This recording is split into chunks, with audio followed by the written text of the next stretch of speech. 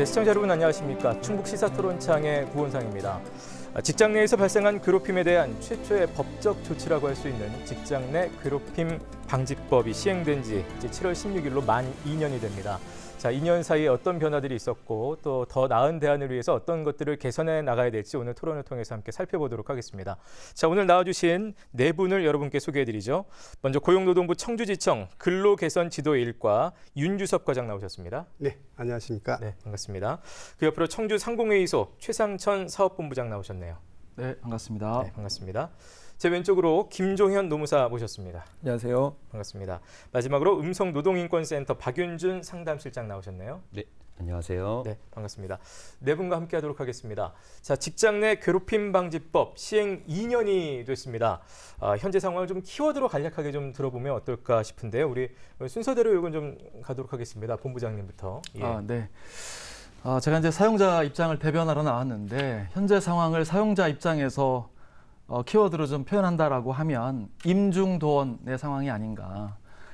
지금 이제 생존 성장을 해야 되는 입장인데 이제 네. 배려와 존중의 문화를 또 만들어야 되는 큰 짐, 해결해야 되는 짐이 놓여 있는데 이게 또 단기간에 해결될 수 있는 그런 또 문제가 아니잖아요. 개인의 성향, 인격적인 부분 이런 것들을 개선하고 직장 문화를 개선해야 되는 부분이기 때문에 시간도 오래 걸리고 그래서 제가 짐은 무겁고 네. 갈 길은 멀다 이런 의미에서 임중도원으로 표현해봤습니다. 네. 자, 옆에 계신 윤 과장님 예. 들어보겠습니다. 저는 성장통이라고 표현하고 싶습니다. 2년 전에 많은 우여곡절 끝에 직장 내 괴롭힘 방지법이 시행되었는데 시행되면서 불거진 문제점들에 대해서 수정하고 보완하는 입법이 또 이루어졌고요. 또 앞으로도 뭐 지속적으로 이 시행하면서 그런 문제점들이 불거질 때마다 어느 정도 입법을 통해서 또 반영이 될 수도 있다라는 네. 측면에서 저는 성장통이라고 이렇게 표현하고 싶습니다. 네. 자, 2년이 지난 지금 성장통은 어떤지 잠시 더 살펴보도록 하겠습니다. 네. 노무사님. 네, 저는 예상 밖 선전이다 이렇게 좀 표현을 해볼 수 있을 것 같아요. 2019년에 근로기준법에 이 직장 내 괴롭힘 관련한 조항이 신설이 되었을 때 실효성을 두고 사실은 많은 의문이 있었고 논란도 있었던 것이 사실인데요. 하지만 그 이후의 상황을 보면 이 직장 내 괴롭힘이라는 개념이 법안으로 들어오고 또 그것에 이 직장 내 괴롭힘이라는 것에 대해서 공식적으로 문제 제기할 수 있는 통로, 그런 도구가 생긴 것만으로도 좀 많은 변화를 만들고 있지 않나 이런 생각이 듭니다. 네, 예상 밖 선전이라고 표현해 주셨습니다. 마지막으로 네, 박 실장님. 네, 노무사님께서는 이제 긍정적으로 평가를 하셨는데요. 저는 이제 제자리 걸음이라고 좀 표현하고 싶습니다. 네. 왜냐하면 어쨌든 2019년 7월에 이 법이 시행된다고 했을 때 사실 좀 기대감이 상당히 많았었고 1년 차까지만 하더라도 어쨌든 신고를 하니 좀 변화가 있었다라는 증언도 있었고 그런 변화가 보였었는데 지금 2년 차 맞이하면서 어쨌든 직장갑질 119를 통해서 했던 그 설문조사를 보면 여전히 이제 신고율 자체를 보면 1%에서 2% 정도대에 머물러 있고요. 어떤 경우에는 신고한 것 자체를 후회한다라고 말씀하시는 신고자들도 있었습니다. 그래서 아직까지 좀 아쉽지만 제자리 걸음 아닌가 이런 판단을 해봅니다. 네. 자, 네 분이 조금씩 이제 보는 입장들이 좀 다른다는 생각도 좀 드는데요. 어떤 또 생각들을 가지고 계신지 더 살펴보도록 하겠습니다. 일단 지난 4월이었습니다. 충북에서도 이 발생한 직장 내 괴롭힘 사건으로 사업주가 실제 징역형을 선고받은 일이 있었다고 하는데 이거 네. 박 실장님 좀 내용을 설명해 주실까요? 네, 어쨌든 저희 음성노동인권센터에서 함께 지원했던 어떤 사건이었는데요. 네네. 직장 내 괴롭힘 방지법 내에 유일한 형사처벌 조항이 신고자에 대한 불리한 처우 금지 조항입니다. 네. 네, 바로 이 법 조항을 위반해서 결국엔 실형 선고까지 1심에서 이제 나온 사건인데요.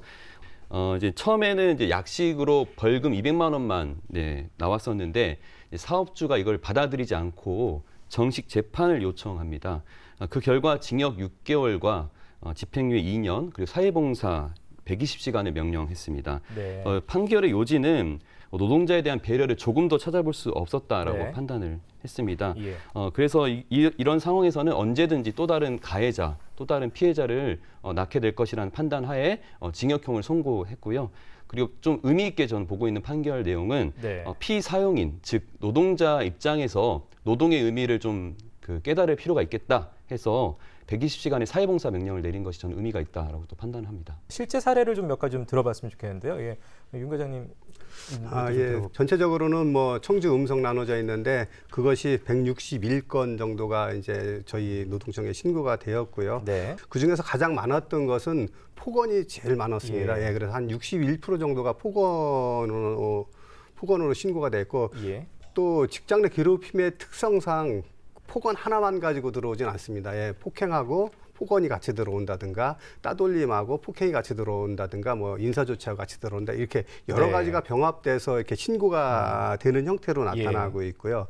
또 사업장 규모별로는 보면 아까 실장님께서도 말씀하셨듯이 소규모 업체에서 발생했다라는 말씀을 하셨는데 50인 미만 사업장, 상시근로자 50인 미만 사업장이 54%로 과반수 이상을 넘고 있다 이렇게 네. 나타났습니다.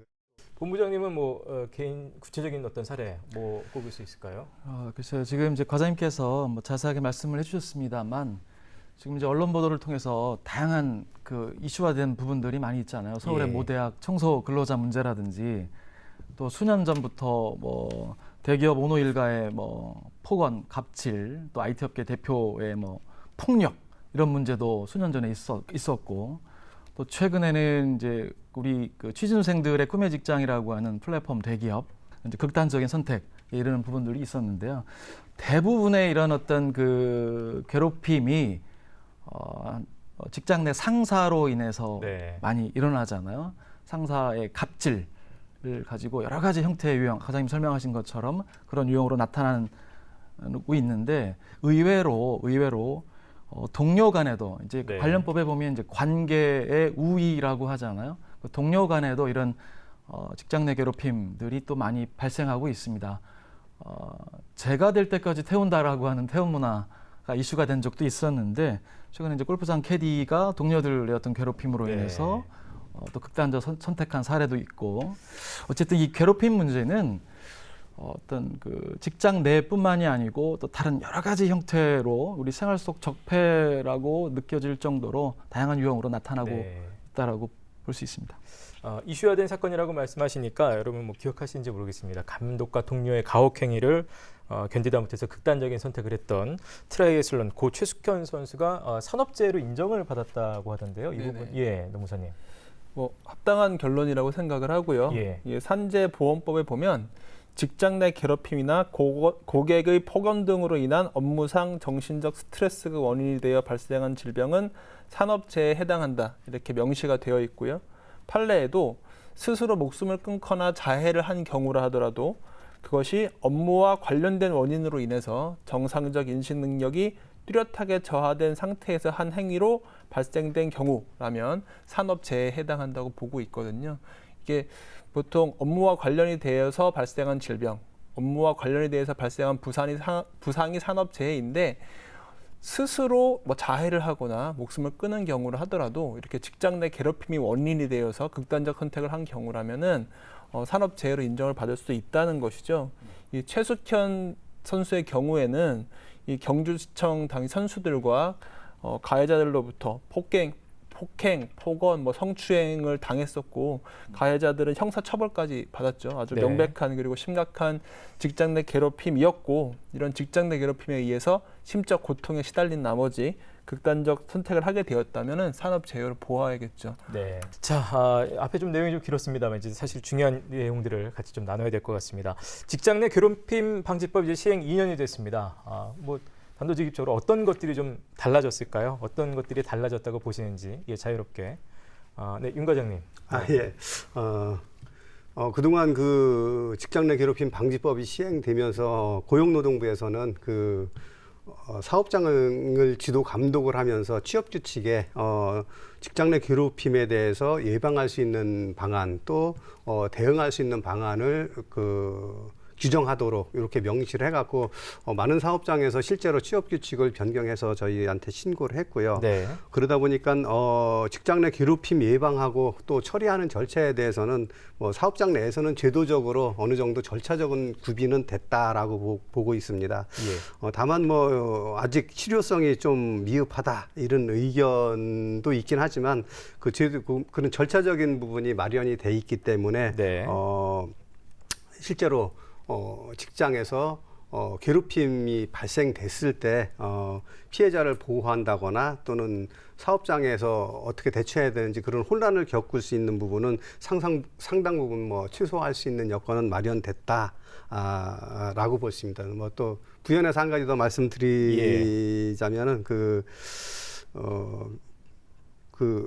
업무를 처리하면서 이제 감독관들이 실제로 겪는 그런 어려움인데 피해 근로자들은 어떻게 보면은 고용노동부에 이 직장 내 괴롭힘 신고만 하면은 모든 게 다 해결되고 네. 내 뜻대로 된다라는 그런 인식을 하고 있습니다. 예, 그런 반면에 또 그 자기의 억울함이나 그 직장 내 괴롭힘을 입증할 수 있는 자료는 뭐 많이 부족한 형편이다 보니까 실무적으로 그 인정을 해준다라고 하는데 입증할 수 있는 부분들이 네네. 많이 부족한 게 현실이기 때문에 그런 부분들은 좀 문제점으로 드러나고 있습니다. 아까 키워드도 이제 성장통이라는 말씀하셨는데 뭐 어쨌든 좀 미흡한 면이 있어도 계속해서 성장하는 중인 것 같다라는 그렇습니다. 표현이신 것 같습니다. 다른 분들 본부장님.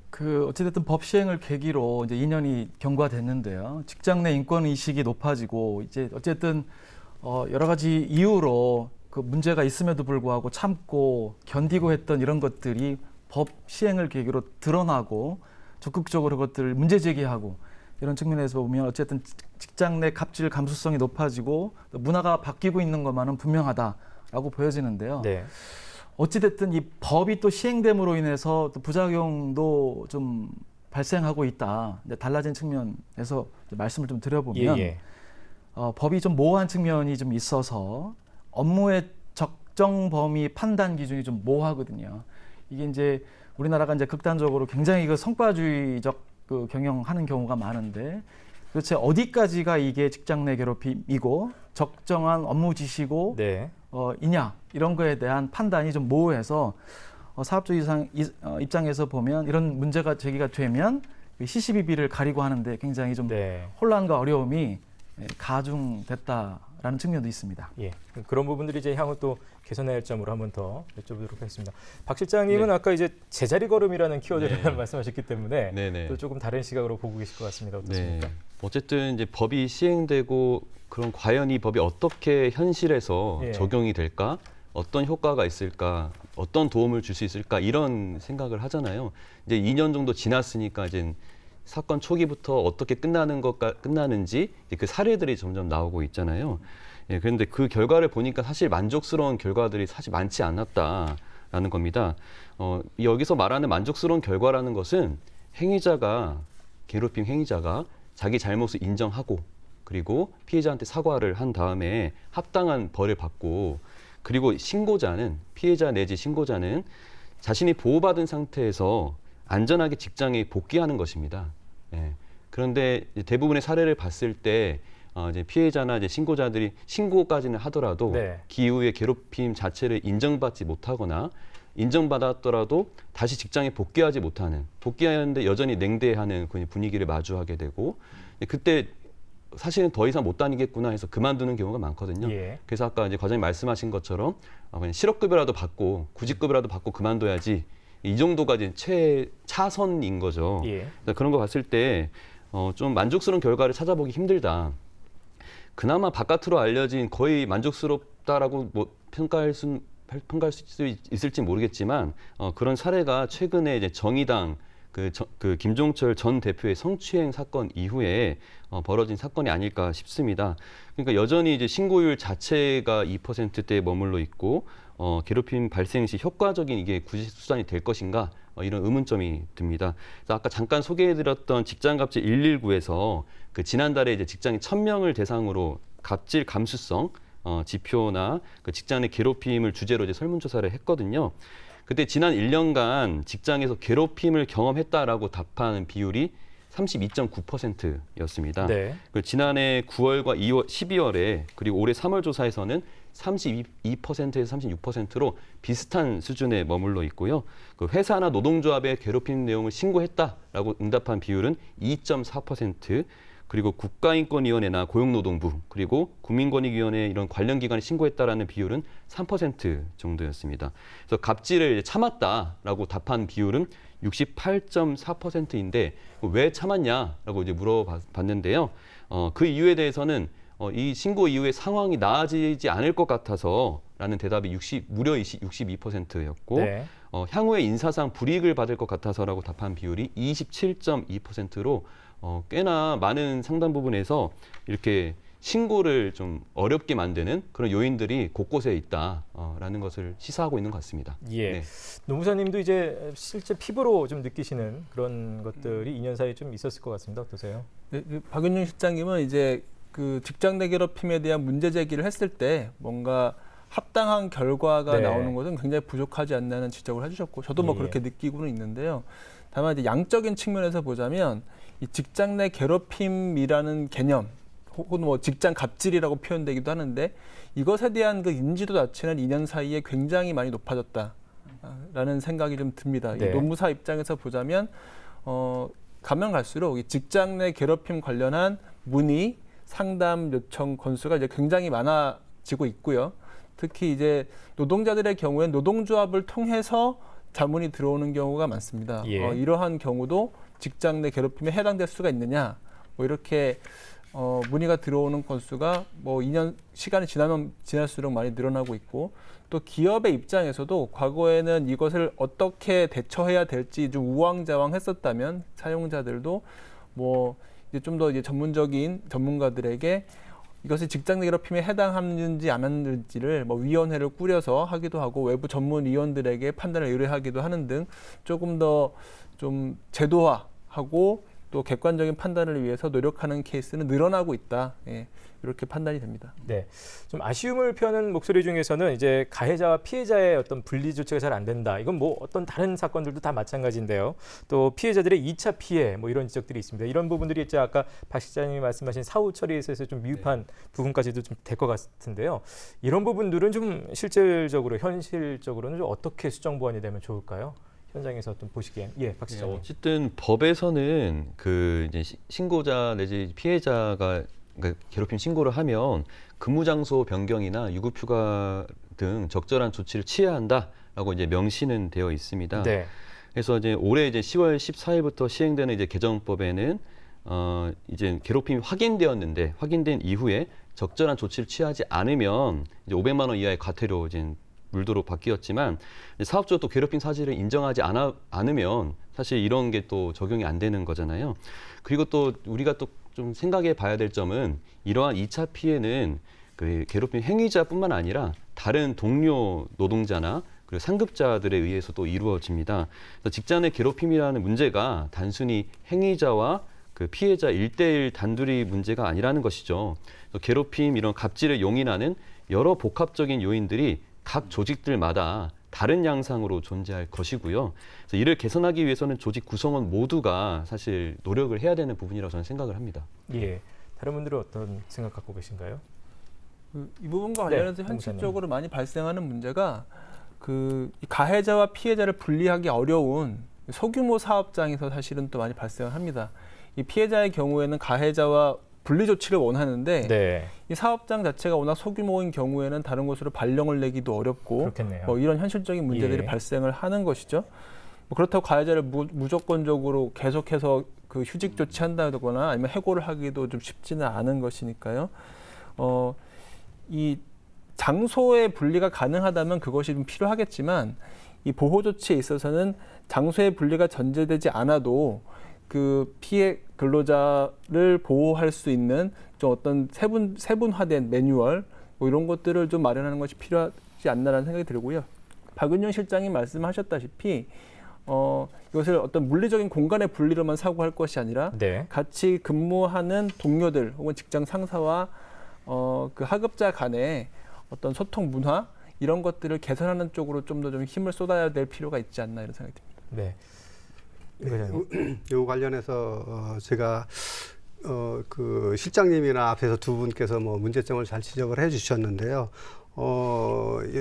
개정된 법에도 사실은 이제 조사 기간 신고했을 때 조사 기간에 대해서는 뭐 어떤 조치 그러니까 뭐 근무 장소의 변경이라든가 뭐 유급 휴가 명령 네네. 조치를 하도록은 규정이 되어 있습니다. 다만 그것을 위반했을 때 또는 안 했을 때 어떤 강제할 수 있는 규정은 아직 개정법에서도 마련이 안 됐다고 보거든요. 네. 그렇기 때문에 요거는 뭐 예를 들어 소규모 사업장이라면 사실은 유급 휴가를 부여하기는 상당히 비용적인 측면에서 부담도 되고 또 업무의 공백도 상당히 클 수 있다라고 보거든요. 따라서 뭐 제 생각에는 그 부분에 대해서는 어떤 향후라도 입법을 통해서 예. 그 의무화할 필요는 있는데 다만 비용이 들지 않는 방법으로 뭐 근무 장소 변경이 가능하다면 뭐 급한 대로 옆에 회의실이 있으면 회의실로 다 이렇게 분리할 수도 있는 그런 물리적인 조치도 취할 수 있고 또 배치 전환 또 그 웬만한 사업장이면 뭐 현장에서 발생했다면은 그 공정을 바꿔줌으로써 분리 조치가 또 가능할 수도 있다라고 해서 그렇게 할 수 있는 조치들을 의무할 필요는 있다라고 보여지고요. 또 요즘 뭐 한참 하는 뭐 재택근무라든가 이런 부분도 충분히 활용할 수 있는 여지가 있기 때문에 그런 방법을 동원해서라도 이게 분리 조치가 가능하다면은 최소한 2차 피해를 당할 수 있는 환경에 노출되지 않도록 네. 이렇게 최소화할 수 있는 조치가 되지 않나 이렇게 생각합니다. 예. 본부장님도 어쨌든 대부분의 조직이 그 조직의 내부 그 문제 치부잖아요. 이런 것들이 외부로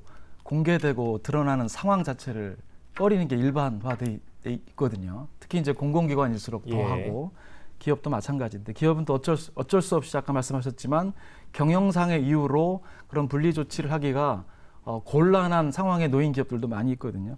물론 이게 이제 명백하게 그 가해자 피해자가 분명하다라고 판정이 되면 당연히 그런 분리 조치를 해야 되겠지만 단지 그냥 피해를 입었다고 신고했다는 이유만으로 단지 신고를 했으니까 너는 지금 이제 일단은 분리한 상태에서 조사를 해야 돼. 이런 것도 좀 문제가 있다라고 보여지거든요. 뒤에 제가 좀 말씀을 드리겠습니다만 이런 제도를 악용하는 구성원들도 있을 수 있다. 네.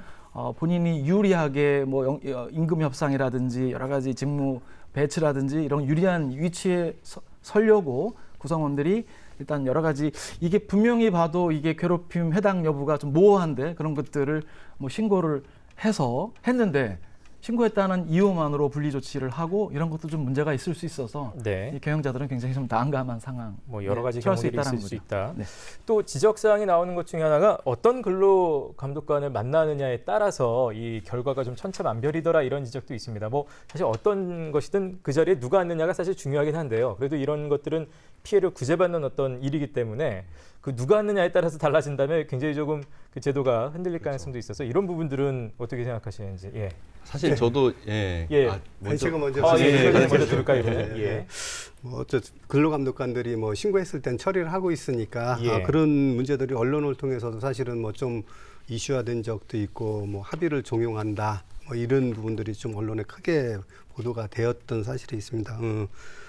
다만 그 직장 내 괴롭힘 신고 사건은 뭐 유사한 사건이라고 할지라도 안을 들여다보면은 그 사업장 규모나 업종 또는 뭐 조직 문화에 따라서도 이게 이제 달리 볼 수 있는 여지가 좀 있는 부분이 있습니다. 네. 그리고 뭐 지적하신 대로 그 아직은 시행 초기라고 보여집니다. 그러다 보니까 많은 노하우가 축적되지도 못했고 또 담당 근로감독관도 해결 방식에 있어서 합의 종용하는 사람도 있고 조사해서 법대로 하는 사람도 있고 뭐 그 다양하게 나타나고 있기 때문에 좀 획일적이지 못하다 이런 지적을 충분히 받을 수 있다고 생각합니다.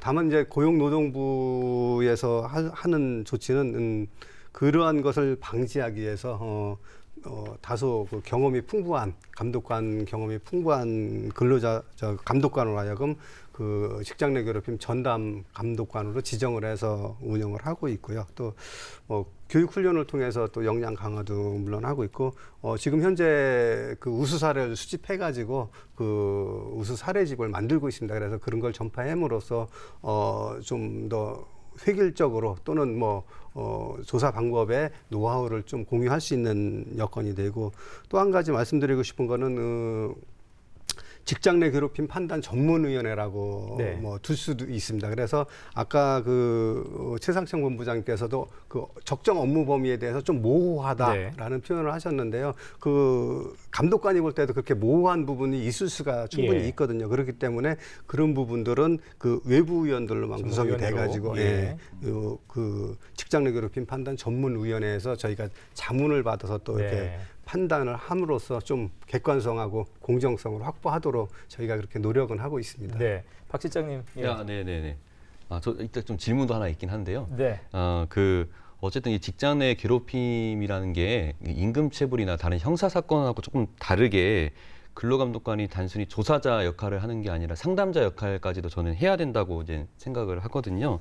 그래서 왜냐하면 대부분의 피해자들이 이제 괴롭힘 이후에 잔뜩 심리적으로 상당히 위축되어 있는 상태에서 신고를 그나마 용기를 내서 예. 신고를 하고 그 용기를 내서 이제 또 고용노동부에 찾아가서 조사를 받는데 이러한 피해자들의 심리적인 상태에 대한 어떤 충분한 공감 없이 그냥 다른 사건, 임금체불 사건 처리하듯이 그냥 사무적으로 이렇게 처리한다든지 예. 아니면 증거들을 막 계속 요구하면 증거 안 주면 인정 못한다. 뭐 이런 식으로 그냥 얘기를 한다든지, 그러니까 그 어쨌든 진술 자체만으로도 일차적인 증거 자료로도 활용될 수도 있잖아요. 그 성희롱이나 성폭력 사건에서도 보듯이.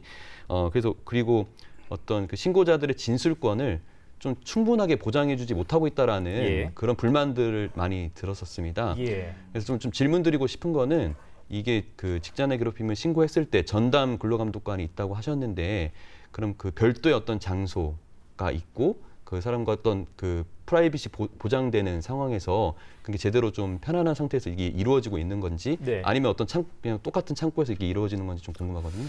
그 대부분은 뭐 이제 그 창구에서 이루어지는 게 일반적인 거라고 보고요. 다만 좀 특이한 사례나 뭐 말씀하신 직장 내 성희롱 사건이라든가 이런 부분들은 이제 성별을 고려해서 감독관을 배치를 하거든요. 뭐 여자 근로자가 성희롱을 당했다 하면 여자 감독관한테 이렇게 사건을 배당해주고 그래서 좀 그런 부분은 하면서 심층 조사실이라고 저희가 있습니다. 그래서 그쪽은 이제 비어 있기 때문에 항상 그런 중요한 조사 또는 직장 내 성희롱 조사라든가 또 근로자가 사안을 판단을 물론 해야 되겠지만 전체적으로 가지는 않습니다. 다만 사안을 보고 또는 뭐 피해 근로자가 원할 경우가 있어요. 요청할 예. 경우에는 그렇게 저희가 나가서 사업장에 나가서 조사하는 방식도 취하고 있고 또 별도의 심층 조사실이라고 독립된 공간으로 한 명만 할 수 있는 공간이 있기 때문에 거기서 이렇게 조사를 하고 있습니다. 네.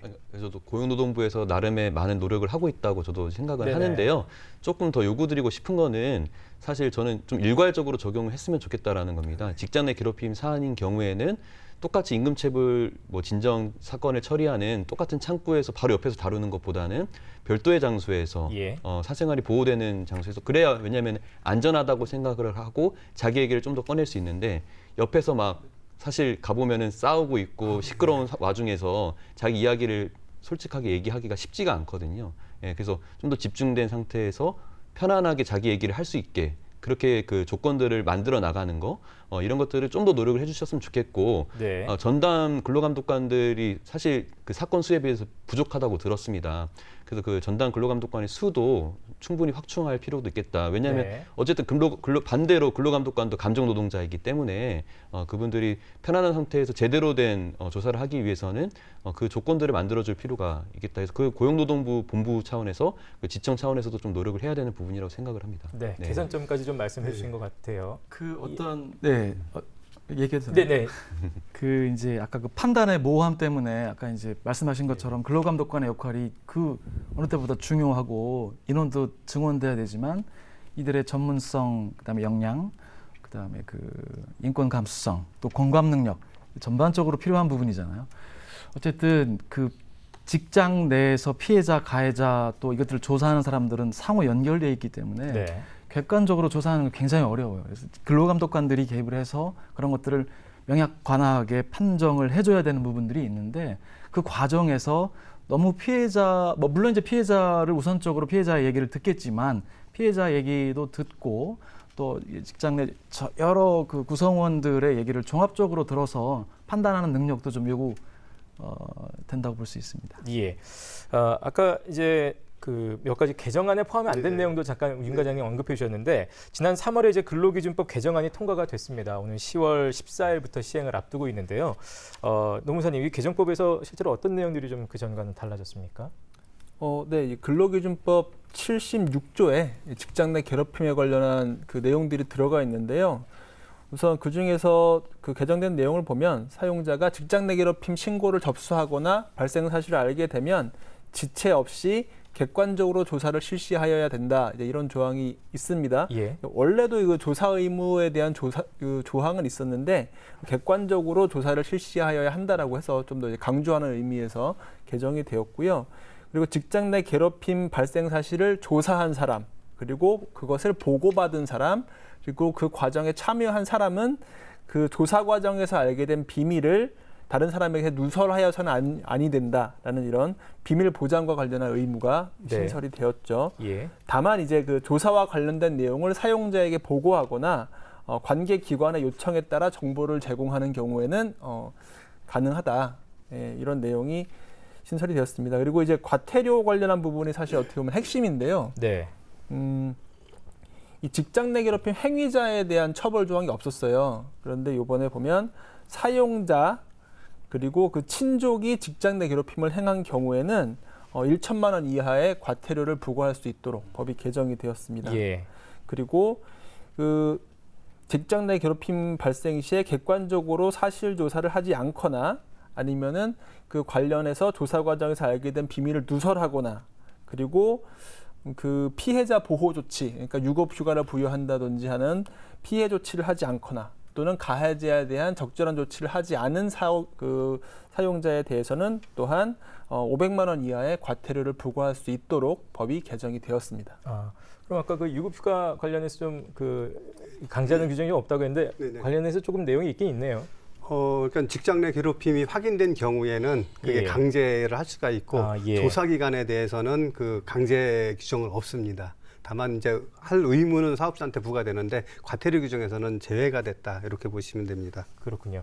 자, 오늘 최상천 본부장님 특히 이제 나오셔서 여러 가지 이제 소위 말하는 사용자 입장, 그 기업 운영하시는 입장에서도 사실은 여러 가지 또 어려운 점, 힘든 점도 있을 것 같고 그런 부분들을 몇 가지 좀 짚어주셨어요. 제가 이 부분을 이제 가장 좀 이렇게 우려스럽고 사용자 입장에서 보면 그래서 제가 좀 얘기를 드리려고 하는데요. 네네.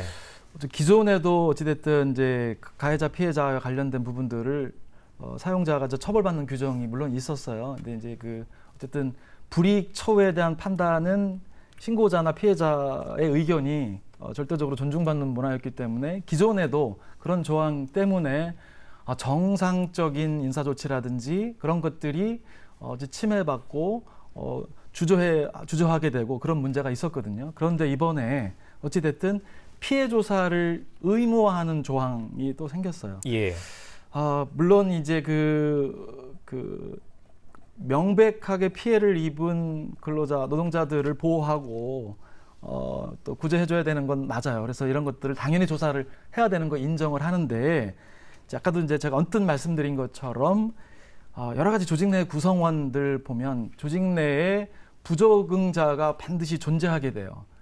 뭐 이제 조직의 의도대로 조직의 어떤 성과나 목표대로 조직의 비전에 따라 같이 움직이는 어떤 노동자들이 많이 있지만 거기에 이제 불가피하게 적응을 못하는 노동자들이 있고 그런 과정에 이런 제도를 악용할 소지가 있다라는 겁니다. 실제로 그 노동부에 그 진정을 하거나 그 피해 신고를 한 내용 중에 실제 사례에도 그런 악용 사례들이 발생을 했는데요.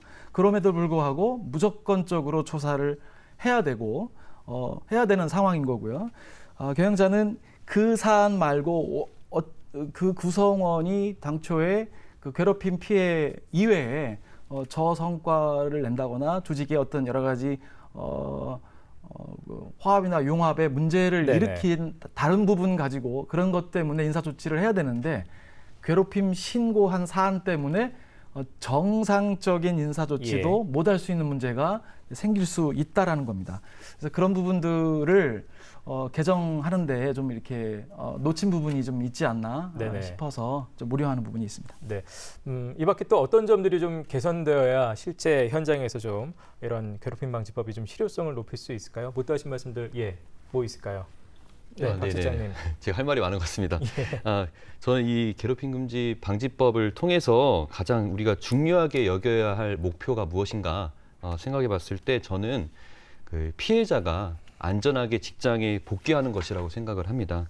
그래서 신고 이후에 말씀드렸다시피 2차 가해에 노출되고 업무상 불이익을 당해서 결국에 직장까지 잃게 된다면 직장 내 괴롭힘 방지법은 피해자들에게 사실 큰 의미가 없습니다. 외면하는 동료들, 그 피해 사실을 부정하는 상관들에 의해서 또다시 상처를 입게 될 뿐이죠. 그래서 저는 사업장 내 모든 노동자, 사업주를 포함한 모든 노동자를 대상으로 하는 그 직장 내 괴롭힘 예방 교육 있잖아요. 그게 상당히 저는 중요하다고 생각을 하고요. 그리고 실제로 우리 조직 내에 언제든지 괴롭힘이 발생할 수 있다. 성희롱이 발생할 수 있다라는 거는 전제를 해야 될 것 같습니다. 네. 그래서 그 실제 괴롭힘이 발생했다는 가정하에 그렇다면 우리 조직은 어떻게 대응할 것인가? 이거에 대해서 실제로 연습을 해보고 그 연습 과정에서 어떤 것들의 의견 차이가 있을 거 아니에요. 거기에서 토론을 충분히 해볼 필요가 있다라고 그건 상당히 중요하다고 생각을 합니다. 그리고 저는 그 이제 본부장님 말씀하셨던 것처럼 괴롭힘을 저는 조직의 치부라고 생각하지 않으셨으면 좋겠습니다. 네. 왜냐하면 어느 조직이나 발생하기 때문이죠. 그리고 그거는 사람 사이에서 같이 살아가는데 늘상 있는 게 갈등이고 또 잘못된 경우에 괴롭힘까지 발생하는 것이니까요. 그리고 이제 직장 내 괴롭힘이 그래서 저는 뭐 조직에서 박멸해야 되는 어떤 거라고 생각하지 않고요. 오히려 조금 더 평등하고 안전한 조직 문화를 만들어야 한다라는 어떤 신호? 어떤 계기라고 받아들였으면 좋겠습니다. 오히려 그 일들을 오히려 잘 겪어냈을 때 그 조직은 반드시 성장한다고 생각하거든요. 그리고 그래서 너무 공격적으로 또는 너무 방어적으로 이 사건들을 대하지 않으셨으면 좋겠다. 그리고 좀 약간 불편한 말씀이 부적응자라는 표현이 사실 저는 상당히 불편한데요. 그 부적응자라는 표현 자체가 사실은 조직의 입장에서 한 개인을 바라보는 잣대인 거거든요.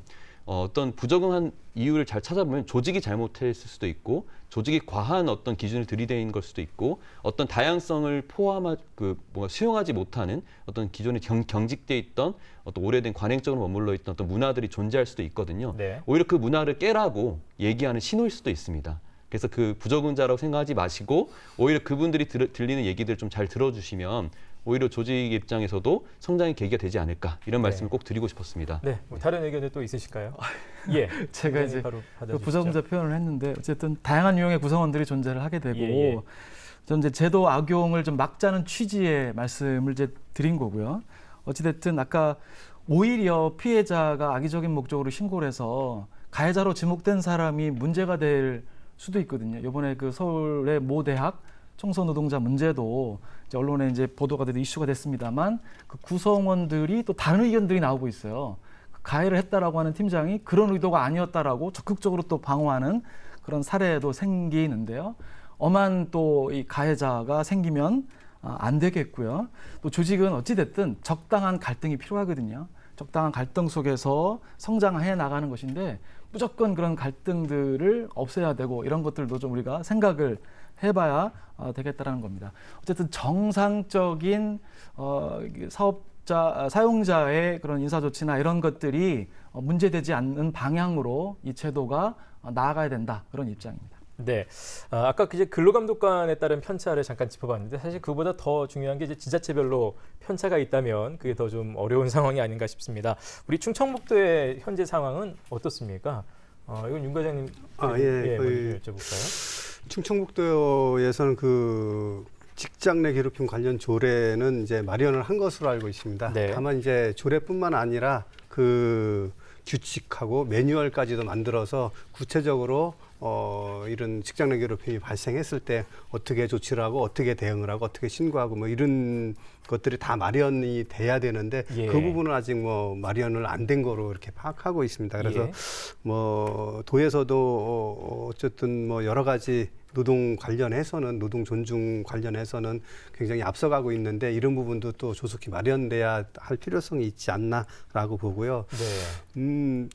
하나 뭐 주목할 만한 것은 뭐 그 직장 내 괴롭힘의 범위를 공무원만 포함하지 않고 그 종사하는 인력이라고 포괄적으로 해놨기 때문에 물론 근로기준법에 의해서 보호받는 부분도 있지만 공무원과 공무직 근로자 또는 기간제 근로자들하고 발생할 수 있는 괴롭힘 문제까지 어느 정도는 그 포괄적으로 이렇게 해놔서 일부 지자체에서는 뭐 물론 규정하고 있지만 그 대상을 좀 광범위하게 적용 대상을 해놨다는 것은 아주 높이 평가할 만하다 이렇게 볼 수 있습니다. 예.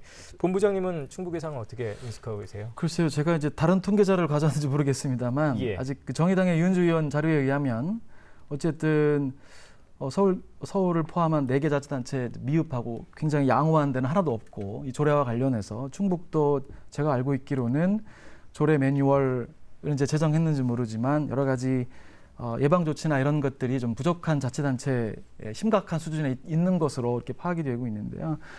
어찌 보면 정부에서 이게 이제 이게 생활 적폐라고 할 정도로 이제 조직, 특히 이제 공공 쪽에도 굉장히 우리 간과할 수 있는 공공 쪽에도 굉장히 많은 이런 갑질이 존재할 수 있는데 공공 먼저 선도적으로 하겠다라는 것 굉장히 의미 있다라고 보여지고 충북도 선제적으로 이 문제에 좀 관심을 갖고 또 촘촘하게 제도를 좀 만들어야 된다라고 보여지고요. 어쨌든 공공이 먼저 하고 또 제가 보기에는 조례 제정할 때 지역별 이런 여건이나 상황들이 다 달라요. 충북이 어찌됐든 규모가 작은 기업이 많고 이런 갑질이라든지 이런 거에 노출될 확률의 노동자들이 많이 있는데요.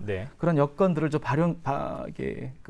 조사를 하고 해서 거기 그 상황에 맞는 그런 법 이외에 조례도 만들고 이런 예방 조치들 자치단체에서 노력을 좀 해야 된다라는 생각이 듭니다. 네.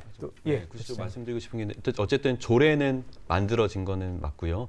근데 문제는 조례가 만들어졌다고 해서 이게 곧바로 뭔가 실효적인 어떤 정책으로 실현되는 것도 아니잖아요. 지금 같은 경우에는 도인권센터에서 그러니까 충청북도 인권센터에서 이 관련 사무를 담당하게 됐다고 알고 있거든요. 근데 기존에 이제 충청북도 인권센터에서 하고 있었던 이제 차별 시정이라든지 인권 침해라든지 이런 것들 진정을 받고 조사하고 이제 시정 명령 내리고 이런 일들을 하고 있는데요. 지금 여기서 일하고 있는 그 인권 보호관이 단 1명입니다. 예, 그리고 주무관 딱 1명. 이 2명에서 사실 이런 사건들을 처리하고 있는데 상당히 지금 인력이 부족한 상황이고요. 그래서 이런 부분도 좀 실질적으로 이 조례에서 정한 매뉴얼대로 직장 내 괴롭힘 문제를 공공기관이나 그 밖의 문제들을 신고받고 제대로 처리할 수 있으려면 여기 실무적인 차원에서도 좀 지원이 필요하다. 조건을 마련해야 된다라고 말씀드리고 싶습니다. 예. 자, 오늘 토론 함께했습니다. 시간이 좀 많이 갔는데요. 마무리 발언 못다 하신 말씀 좀 짧게 듣도록 하겠습니다. 박 실장님부터 듣도록 하죠. 저는 이상적인 조직은 단 한 군데도 없다고 생각을 합니다. 그리고 특히 우리 사회의 그 조직 문화는 기업을 포함한 조직 문화는 상당히 위계적이었고 심지어 기업 같은 경우에는 군대식 문화가 최근까지도 머물러 있을 정도로 이제 위계적인 조직 문화를 계속해서 이어져 오고 있는데요.